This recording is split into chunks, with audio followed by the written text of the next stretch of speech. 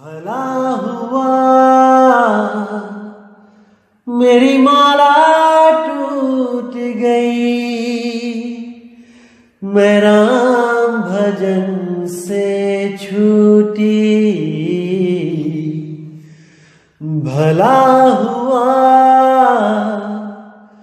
मेरी माला टूट गई, मैं राम भजन से छूटी। मेरे सिर से टली बला, भला हुआ मेरी माला टूट गई, मैं राम भजन से छूटी। मैं राम भजन से छूटी। नमस्कार दोस्तों, मैं परमात्मा से हमेशा यही अरदास करूंगा कि आप सब मेरे भाई इतने विवेकी होते जाएं, इतने विवेकी होते जाएं कि ऐसी कोई चीज ना बचे जो आप लोगों के समझ में ना आए। हर एक चीज बिल्कुल क्लियर, एक भी भ्रम आपके दिमाग में ना बचे। मैं बस यही अरदास करता हूं मालिक से। और जहां तक मैं कोशिश कर रहा हूं, आपके जीवन में अंधकार नाम की चीज नहीं रहने दूंगा। ये मैं वादा करता हूं आपसे। एक एक चीज को ऐसा क्लियर कर दिया जाएगा कि आपके पास कोई ऐसी चीज नहीं होगी जिसकी वजह से आप भ्रमित हो पाए। एक भी वाणी ऐसी नहीं होगी जो आप स्वयं ना खोल पाए। मुझसे पूछने की भी जरूरत नहीं पड़ेगी, आप स्वयं उसमें से सार निकालना सीख जाओगे। ये मेरा वादा है आपसे। लेकिन आपको भी पूरा साथ देना होगा, पूरा विवेक लगाना होगा। क्या भाव होते हैं वाणियों के, उन भावों को कैच करना होगा। केवल शब्दों पे ही नहीं जाना होगा कि ये शब्द लिखा है तो इसका ये अर्थ हुआ। उसके भावों को जानना पड़ेगा भाई। और जिस दिन आपको भाव कैच करने आ गए, उस दिन आपके सामने इस दुनिया की कोई भी वाणी रख दी जाए, आप एक पल में समझ जाओगे कि भाव क्या है। जैसे मां बनने के जो भाव होते हैं, जब एक लड़की मां बनती है तो उसके भावों में जो बदलाव आता है वो एक मां ही समझ सकती है। एक कुंवारी लड़की नहीं समझ सकती कि मां के दिल में क्या क्या चल रहा होता है, क्या क्या भाव आ रहे होते हैं अपने बच्चे के लिए। तो जिस दिन वो मां बनती है, वो उसी दिन समझ पाती है कि आखिर मां के भाव एक कुंवारी लड़की के भावों से कैसे भिन्न हैं। इसी तरह आपको जब तक वो शब्द नहीं मिल गया, जब तक आपने उस शब्द को अनुभव नहीं कर लिया, या जिस बंदे ने उस शब्द को अनुभव करके आपको उस अनुभव के मुताबिक वाणी का अर्थ नहीं बता दिया, जब तक आप मेरे भाई उस वाणी को नहीं खोल सकते। क्योंकि वो किस लेवल पे बैठ के वो वाणी बोली गई है, वो आपकी पहुंच से बहुत दूर होता है। तो इसीलिए दोस्तों मैं कहता हूं कि ये अनुभव ज्ञान है। ये केवल वाणियां लिखी पढ़ी का ज्ञान नहीं है। ये जब तक आप शब्द का अनुभव नहीं करोगे, ये वाणियां खोलना असंभव हो जाता है। चाहे कोई भी बड़े से बड़ा ज्ञानी ना आ जाए इस दुनिया का, जब तक उसने शब्द का अनुभव नहीं किया, ये वाणियां नहीं खोल सकता, नहीं खोल सकता। क्योंकि सारा खेल ही शब्द का है भाई। जो शब्द आपको गुरुजी ने दिया है, आप उसी शब्द को समक्ष रख के वाणियों का अर्थ करते हैं। आप उसको नहीं पकड़ पाएंगे वाणियों के भाव को, जब तक आपको सच्चा शब्द ना दिया जाए। इसीलिए बोला गया है शब्द शब्द बहु अंतरे, सार शब्द मथ लीजे, कहे कबीर जहां सार शब्द नहीं, धृग जीवन सो जीजे। धिक्कार है उस जीवन पे जो गुरु धारण करके तो बैठे हैं लेकिन असार शब्द पकड़ के बैठे हैं। सार शब्द नहीं है जिनके जीवन में। क्या है सार शब्द? अरे सत्य नाम है सार, बूझो संत विवेक करी, उतरो भव जल पार, सतगुरु का उपदेश यही। वो सत्य नाम ही सार है मेरे भाई। कोई इस गलत फहमी में ना रहे कि सत्य नाम कोई 5 नाम का है या 3 नाम का है या 2 नाम का है भाई। अरे वो सत्य नाम तो उस सच्चे नाम की तरफ इशारा है। वो सच्चा नाम जिसका कभी नाश नहीं होता, जो अविनाशी है, जो सोहम श्वासा भी नहीं है, जो सोहम जाप भी नहीं है, जो सोहम श्वासों की धुन भी नहीं है, क्योंकि इन तीनों का ही नाश हो जाता है। लेकिन वो सोहम अवस्था, जो तू सोहम अवस्था का नाश नहीं होता, वो आत्म अवस्था है भाई। उसको किसी भेदी गुरु के द्वारा जान लेने में ही भलाई है। नहीं तो अधूरा गुरु मिला तो आपको जपने के लिए दे देगा सोहम, और आप सारी उम्र सोहम सोहम करते हुए इस देह को त्याग के 84 में चले जाओगे। अरे जो जन होंगे जौहरी रतन लेंगे बिलगाए, सोहंग सोहंग जपी मुआ, मिथ्या जन्म गवाए। सोहम नहीं जपना है मेरे भाई, सोहम को जानना है, सोहम का सार जानना है। क्या है सोहम, क्या है ओहम, इसको समझना पड़ेगा मेरे भाइयों, समझ जाओ इसको। तो दोस्तों, आज जो हम वाणी लेंगे वो बंदी छोड़ सतगुरु कबीर साहब की वाणी है। बहुत प्यारी वाणी है और इतनी स्पष्ट आपको एक मार्ग दिखाएगी। ऐसी वाणी है बिल्कुल हर भ्रम का नाश करेगी। आइए इस वाणी पे विचार करते हैं।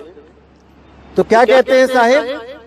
साधो निरंजन जाल पसारा, स्वर्ग पताल रच्यो महिमंडल, 3 लोक विस्तारा, ठाव ठाव तीरथ व्रत थाप्यो, ठगने को संसारा, अमर लोक जहां पुरुष विदेही, तिनके मूंदे द्वारा, भवरी दे दे जीव भुलाए, क्या करे जीव बेचारा। अब देखिए यहां पे कितना स्पष्ट कर दिया है कि जो भी गुरु ये कहते हैं कि ये सूरज चांद सितारे धरती आकाश पाताल ये सब परमात्मा ने बनाया है, हमारे लिए बनाया है, ताकि हम इस दुनिया में आके खेल सकें, हम इस दुनिया में आके जिंदगी जी सकें, हम इस दुनिया में आके आनंद ले सकें। तो मेरे भाई उन गुरुओं से आप सावधान हो जाओ। असल में वो काल के ही दूत हैं जो काल के द्वारा बनाई गई सृष्टि को परमात्मा की सृष्टि कह के आपको उस सृष्टि से प्रेम करवा देते हैं।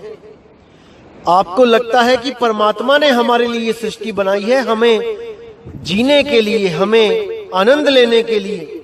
नहीं मेरे भाई, साधो निरंजन जाल पसारा, ये निरंजन ने जाल पसारा है, ये मन की सृष्टि है, ये परमात्मा की सृष्टि नहीं है भाई। स्वर्ग पताल रच्यो महिमंडल, 3 लोक विस्तारा, ये धरती आसमान सूरज चांद सितारे ये सब उसी ने बनाए हैं। 3 लोक विस्तारा, 3 लोक का पूरा विस्तार किया है उसने इस जीव को फंसाने के लिए। अब ठाव ठाव तीरथ पर थापे, ठगने को संसारा। किसी भी गली में चले जाओ, ठाव ठाव किसी भी शहर में चले जाओ, आपको गली गली में पग पग पे कोई ना कोई मंदिर मस्जिद गुरुद्वारे कुछ ना कुछ आपको मिलता ही रहेगा बाहर मुखी करने के लिए कि आप वहां जाओ, माथे टेको, घंटे बजाओ, पूजा आरती करो और आपको ऐसा लगना चाहिए कि आपने अपनी फॉर्मेलिटी निभा ली है। इस दुनिया में आके आपने इस दुनिया बनाने वाले की जय जयकार कर ली है। आज का काम पूरा, अब बाकी का कल करेंगे। जैसे आज मंदिर गए, 15-20 मिनट आपने आरती गाया, भजन गाया, घर चले गए, फॉर्मेलिटी पूरी हो गई। अब कल को आके दोबारा आरती गाएंगे। ऐसे ही आपकी दिनचर्या बन जाती है। तो कहते ठाव ठाव तीर्थ व्रत छापे हो। क्या तीर्थ, क्या व्रत। देखो 365 दिनों में कितने तो व्रत होते हैं और कहां कहां तीर्थों में देखो लोग जाते हैं। तो ये सब उसने ठगने को संसारा, सारी दुनिया के जीवों को ठगने के लिए इस मन ने ही ये सब बनाए हैं। ये मन के ही द्वारा बनाए जाते हैं। जितने भी तीर्थ स्थान हैं ये मन के द्वारा ही बनाए गए हैं और मन के द्वारा ही संचालित किए जाते हैं। अमर लोक जहां पुरुष विदेही, तिनके मूंदे द्वारा। जो असली रास्ता है पुरुष विदेही तक पहुंचने का, इस शरीर को त्याग के वो दरवाजा बंद कर लिया गया है। वहां कोई नहीं पहुंच पा रहा है, क्योंकि वहां पहुंचने के लिए पहले शब्द भेदी गुरु का आसरा लेना पड़ेगा। जो शब्द के भेद को जानता है वही गुरु आपको उस दरवाजे से पार कर सकता है, जिसको मूंद दिया गया है, बंद कर दिया गया है। प्रकृति के द्वारा, माया के द्वारा भंवरी दे दे जीव भुलाए, क्या करे जीव बेचारा। भंवरी दे दे जीव भुलाए। जैसे छोटा सा बच्चा होता है, उसके सिर पे थपकियां दे दे के उसको सुला दिया जाता है। वो ना भी सोना चाहे तब भी माँ क्या करती है कि परेशान कर रहा है, चलो कोई बात नहीं, उसके सिर पे थपकियां दे दे के उसको सुला देती हैं और वो ना चाहता वो भी सो जाता है। इसी तरह भंवरी दे दे जीव भुलाए। इस जीव को भी भरम जाल की भंवरी दे के, थपकियां दे के इसको भुला दिया जाता है। कैसी भंवरी? सुख और दुख की। कभी इसको इतना सुखी कर दिया जाता है कि इसको लगता है कि वाह, इस दुनिया में जीने का तो मजा ही कुछ और है। इतना खुश हो जाता है कि इसी को सत्य मानकर इसी में ही आनंदमय हो जाता है। इसको कुछ नहीं चाहिए। अच्छा परिवार मिल गया, अच्छा हमसफर मिल गया, अच्छी नौकरी मिल गई, अच्छी गाड़ी मिल गई, कहता है मुझे सब कुछ मिल गया, मुझे कुछ नहीं चाहिए। तो ऐसी ऐसी भंवरियां दे के जीवों को भुलाया जाता है भाई। आगे क्या कहते हैं? कहते हैं नारी पुरुष की गांठ जुड़ावे, बहुविधि फंद सवारा, तिर देवा व्याधा भये, लिए विष का चारा। कर्म की बंसी लगाए के पकड़े संसारा, ज्योति स्वरूपी हाकिमा जिन अमल पसारा। अमल मिटाऊं तासुका, पठाऊं भव पारा, कहे कबीर अमर कर राखूं, जो निज होए हमारा। अब यहां बिल्कुल क्लियर कर दिया उन्होंने कि नारी पुरुष से गांठ जुड़ावे, बहुविधि फंद सवारा, कि सबसे बड़ा जो जाल है नारी पुरुष की गांठ जुड़ावे। ये शादी का जाल सबसे बड़ा जाल है।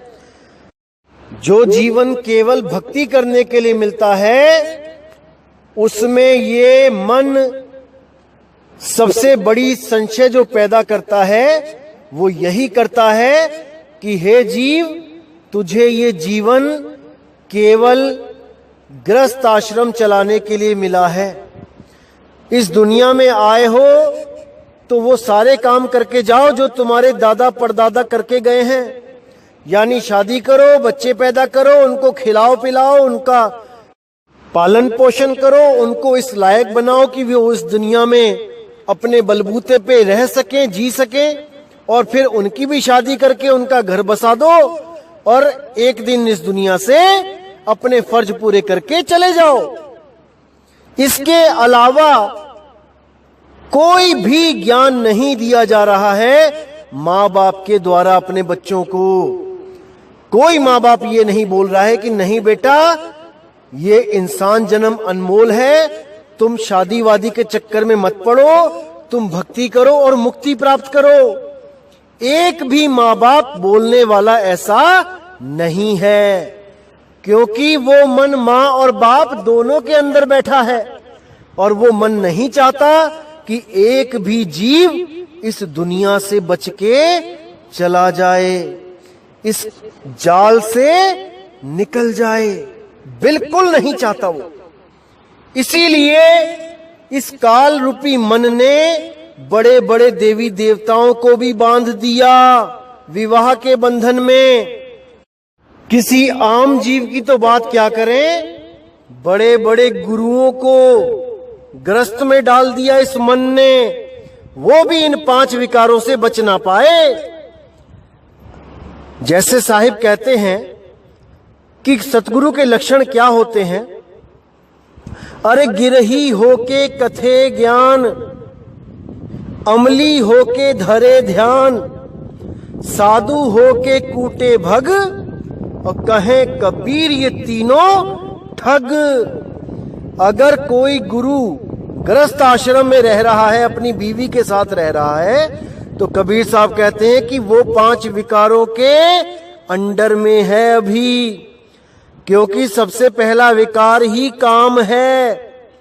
और अगर वो शादी करके बैठा है तो इसका मतलब उसका काम शांत नहीं है, अभी वो कामी है, अभी उसे और भक्ति करने की जरूरत पड़ेगी ताकि वो इस 5 विकार से ऊपर उठ सके। अब कई लोग बड़ी उलझन में रहते हैं कि ऐसा कैसे हो सकता है। बाबा नानक भी ग्रस्त थे, धर्मदास जी भी ग्रस्त थे, और भी कई संत महात्मा ग्रस्त थे, क्या वो सतगुरु नहीं हुए? तो मेरे भाई एक चीज अच्छी तरह समझ लो, सतगुरु वो होता है जिसमें 5 विकार नहीं होते हैं। 5 विकार क्या हैं? काम, क्रोध, लोभ, मोह, अहंकार। हम कभी नहीं चाहेंगे कि हमें कोई ऐसा गुरु मिले जो क्रोधी हो, जो गालियां देता हो गुस्से में। हम कभी ऐसा गुरु नहीं चाहेंगे जो लालची हो, लोभ हो, जिसमें पैसे के पीछे भागता हो।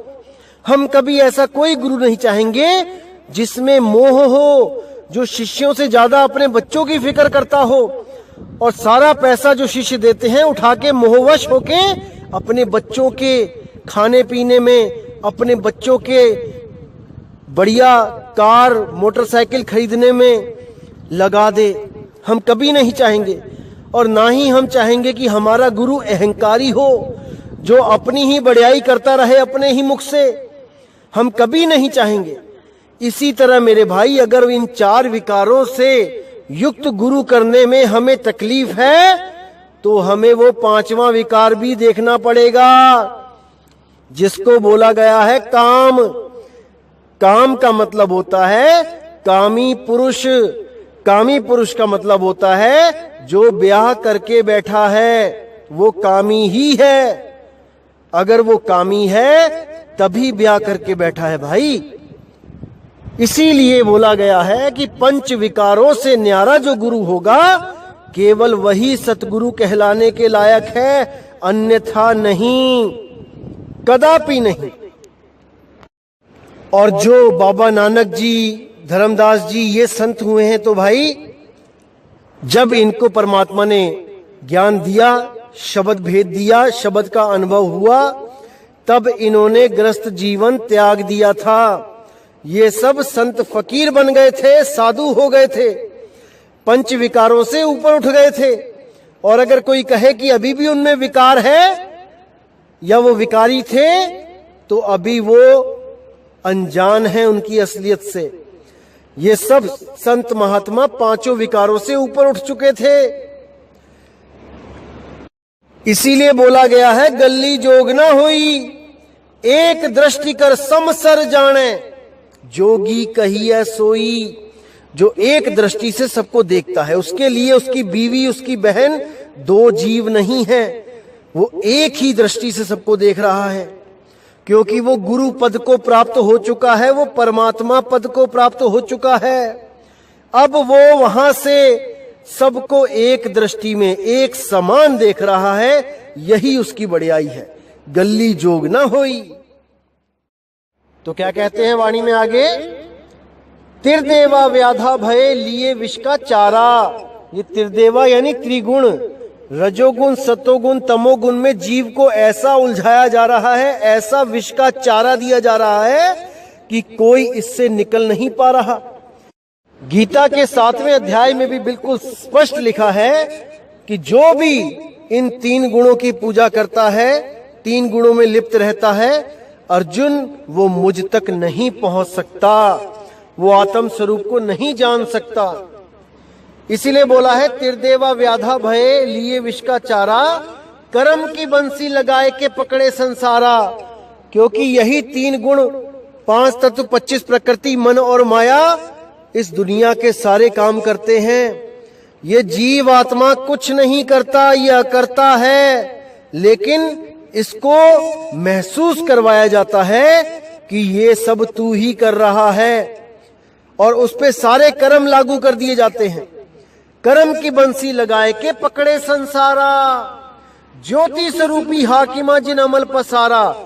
ये सब जितना भी ड्रामा चल रहा है, ये ज्योति स्वरूपी हाकिमा यानी वो मन तू ज्योत स्वरूप है, वही ज्योत स्वरूपी काल निरंजन, ये सब जाल उसी का ही बनाया हुआ है भाई, जो ब्रह्मांड में, पिंड में, अंड में समाया हुआ है और जीवों को प्रकाश दिखा दिखा के, अनंत सूरज दिखा दिखा के, अनंत करोड़ सूरज का प्रकाश दिखा दिखा के उलझा देता है, निकलने नहीं देता है।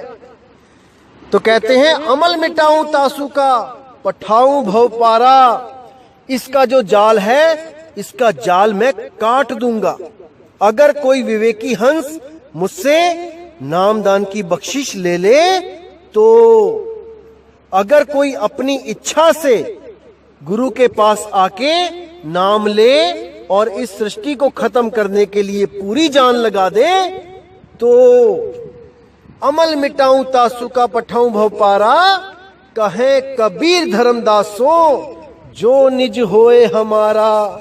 जो निज होए यानी 100% जो मेरा हो गया, जो मेरे नाम के अलावा, मेरे निज नाम के अलावा किसी और नाम का सिमरण ना करे, जो पतिव्रता हो जाए, केवल एक पति का नाम ले, किसी और का नाम अपने मुंह पे ना लाए, उसको मैं इस 3 लोक में रहने भी नहीं दूंगा।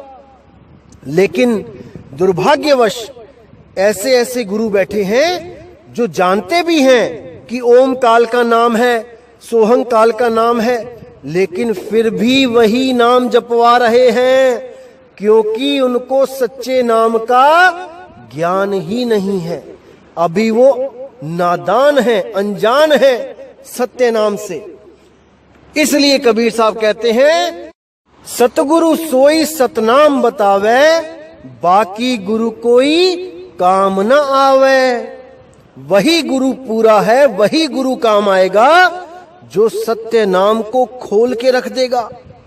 और जो सत्य नाम के बाद कहेगा कि सार नाम भी दूंगा, वो अलग है सत्य नाम से, तो वो अभी अनजान है, उस सत्य नाम से अनजान है, वो नहीं जानता सत्य नाम क्या है।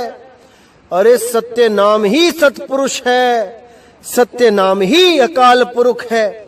और सत्य नाम कोई मंत्र नहीं है भाई कि आप सोचो कि सत्य नाम कोई मंत्र है।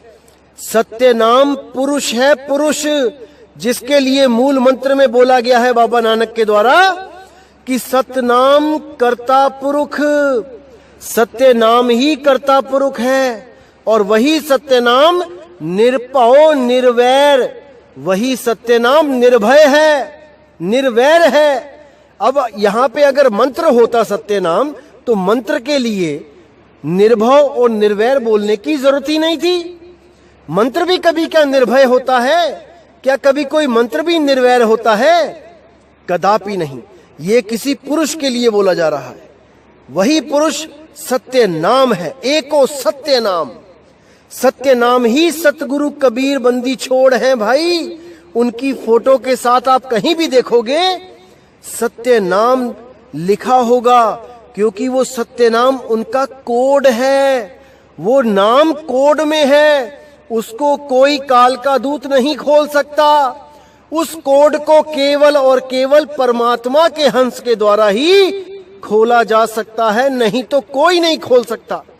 जपवा सब देंगे आपको कि सतनाम सतनाम जपते रहो, लेकिन सतनाम बता नहीं सकते कि सतनाम है क्या। वो केवल और केवल बंदी छोड़ के भेजे हुए हंसों के द्वारा ही खोला जा सकता है। तो बोला गया है कि एको सतनाम करता पुरुष, निरपौ निर्वैर अकाल मूरत। वो सत्य नाम ही अकाल मूरत है। अजूनी सैपंग गुर प्रसाद, वो अजूनी है, वो जूनों में नहीं है भाई, जूनों में जीव है। वो परमात्मा जूनों में नहीं आता है, वो विदेह है। देह का विलोम अर्थ विदेह, जून का विलोम अर्थ अजून। जो जिसकी कोई देह नहीं है वो विदेह है, जिसकी कोई जून नहीं है वो अजूनी है। गुर प्रसाद, जो गुरु के द्वारा नामदान रूपी प्रसाद प्राप्त करके ही जिसको पाया जा सकता है, जिस सत्य नाम को पाया जा सकता है, वही एको सत्य नाम हम सबका मालिक है, हमारा निज रूप है, हमारा निज नाम है। अरे सत्य स्वरूपी नाम साहिब का, सो निज नाम हमारा। हमारा और उसका नाम एक ही है, बस उसको किसी सतगुरु, किसी भेदी सतगुरु के द्वारा जानना शेष रहता है। जैसे ही आप उसको जान जाते हो, आपकी सुरती अपने आप उसका सिमरण करने लग जाती है, उसको याद करने लग जाती है। तो दोस्तों, इन वाणियों को अच्छी तरह समझना है, क्योंकि वाणियां ही आपको घर का रास्ता बता सकती हैं, उसकी पहचान करा सकती हैं कि रास्ता सही है या गलत है। जैसे मैंने पहले बताया था कि एक गाइड होती है, जिस गाइड को आप हाथ में रख के सफर करते हो तो आपको रास्ते का पता लगता रहता है कि हम सही जा रहे हैं कि नहीं जा रहे हैं। जैसे आजकल जो गूगल मैप चला हुआ है, उसमें आप जगह का एड्रेस भर दो और पूरी डायरेक्शन बता दी जाती है मैप के द्वारा कि कहां को जाना है, कहां टर्न करना है। तो यही वाणियां उस मैप का काम कर रही हैं। जो गुरु वाणियों के अनुसार आपको ज्ञान देता है, जिसका ज्ञान और वाणी बिल्कुल मैच करते हैं, वही गुरु आपको पार कर सकता है, वही सतगुरु है, वही बंदी छोड़ है। बस यही जानना है दोस्तों, और कुछ इस जीवन में शेष नहीं है जानने को।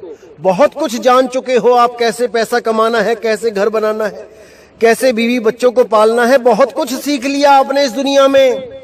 अब केवल ये सीखना बाकी रह गया है कि मुक्त कैसे होना है, इन सारे जंजालों से मुक्त कैसे होना है, ये जानना है अब केवल। तो ये जानने के लिए केवल और केवल सतगुरु बंदी छोड़ कबीर साहिब के ज्ञान को, इस मूल ज्ञान को समझना पड़ेगा। बिना समझे मुक्ति नहीं हो सकती। अगर ये कोई मंत्र, मुक्ति का कोई मंत्र होता तो पूरी किताब में केवल एक ही मंत्र लिख के चले जाते कबीर साहब कि भैया ये मंत्र जप लो पार हो जाओगे। लेकिन ऐसा कदापि नहीं हुआ, क्योंकि साहिब ने बोला आदि नाम हम भाग सुनाया, और ये मूर्ख जीव समझ नहीं पाया। उसको समझना पड़ेगा मेरे भाइयों।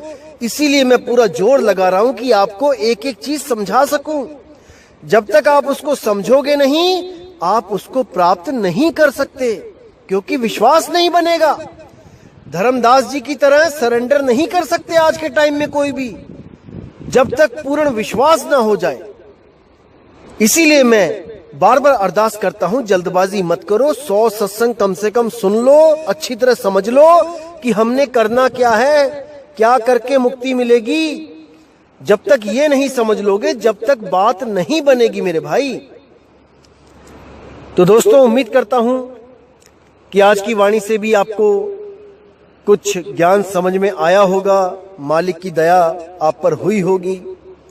इसी के साथ दोस्तों मुझे विदा दीजिए।